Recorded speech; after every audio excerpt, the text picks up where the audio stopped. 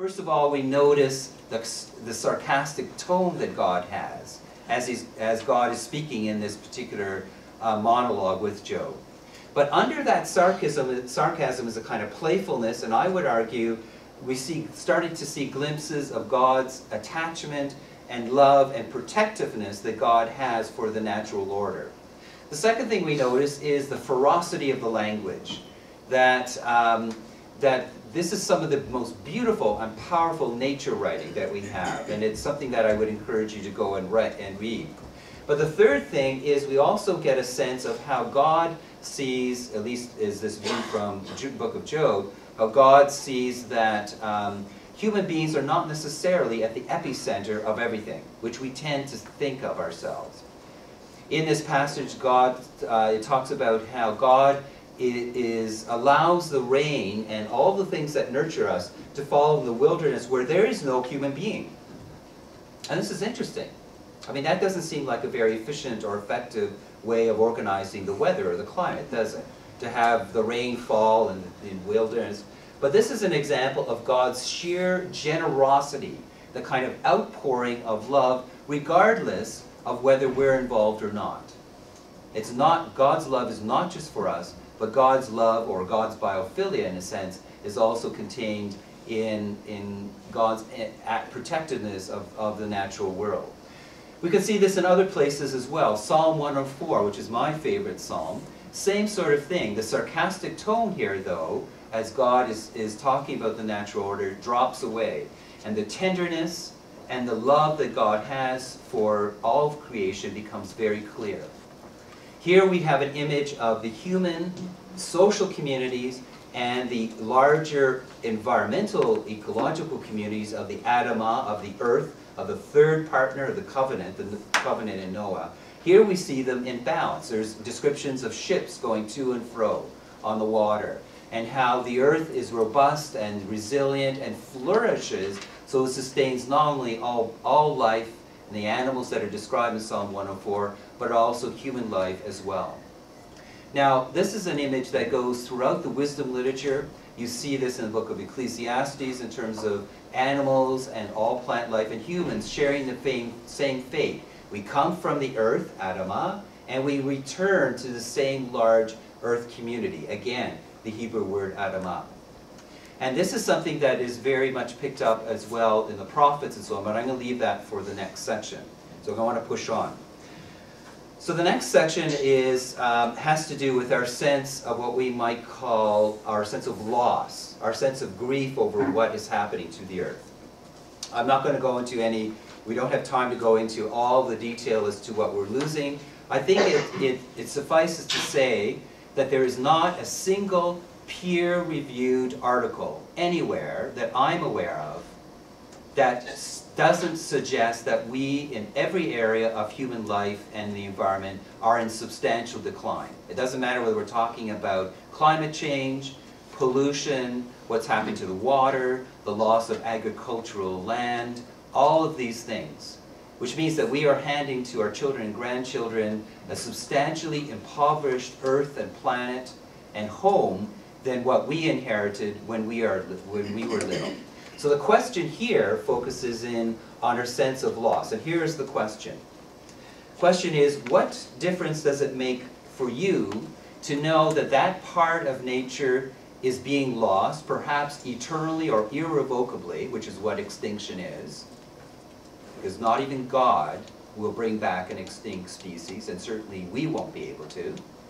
What would happen if you were to find out that that was lost because of human activity? Now just think about that for a moment. Think about how would you experience it. Think of your feelings of sadness, of shame, of anger, maybe of moral outrage. And I want to come back to that a little bit later, which I think is also part of the foundation of our action. But whatever the feelings are, we're emotionally involved. And think about that, map that out not just for you individually, but think about how everyone on this planet is feeling as we are also facing the same kind of loss. And for many people, and I think both Graham and David will talk about this later, for many in the world, it's more than just an emotional loss. They're losing their land. We're talking about millions of people now who are environment or climate change refugees. For them, it's not just a loss, it's environmental trauma. That's the best word for talking about it. We're talking about a traumatized population on this planet. But this is important for us to acknowledge because this is the one taboo we don't want to talk about or somehow acknowledge in any kind of way. Now, this is an important theme for us, though, as people of faith, because it seems that as we go through and recover parts of the Hebrew Bible and parts of the Christian New Testament, that God also mourns for what we are losing as well. There's a collection, a wonderful collection of essays. In Edmonton, you may not have a chance to actually see it, but it's called Exploring Ecological Hermeneutics. And it's a book of biblical scholars who have gathered over the last several years to recover parts of the Hebrew and Christian scriptures to try and identify what are some of the ways that we can use those as resources to undergird and to provide a foundation for our environmental action and advocacy and education. And it's fascinating that the things they talk about, and again I'll just skim through this very quickly, is they talk about the book of Lamentations as the land mourning. That in Hosea chapter 4 verses 1 to 3, that the earth mourns, that, and it even talks about how the fish and the birds are dying. In Isaiah 24, how and something that sounds strikingly like climate change because it talks about the earth being burned up, that there are few inhabitants left, echoes of maybe James Lovelock and his discussion about Gaia, that there are similar kinds of things also in Scripture. The book of Amos, the prophet, again there's some studies looking at how there's the voice of the earth in that book. And so again and again there seem to be many opportunities for us to recover a sense that the earth is also mourning and in struggle.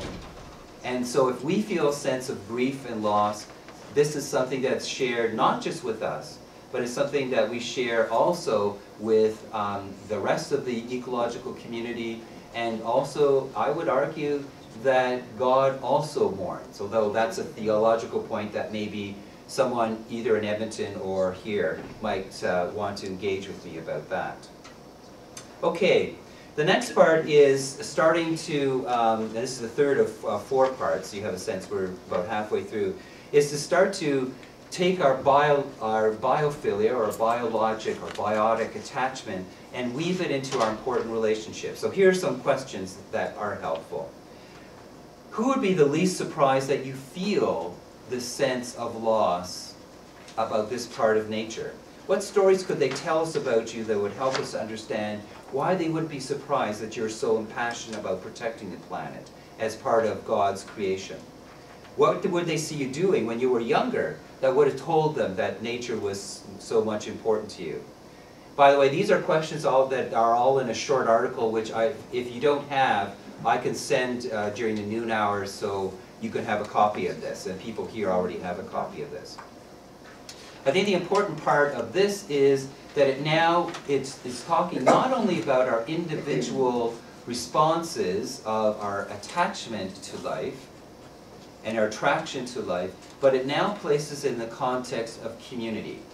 And I think this is another thing that is very important, a great resource that we can draw from the Hebrew Bible and to a certain degree also from the Christian New Testament.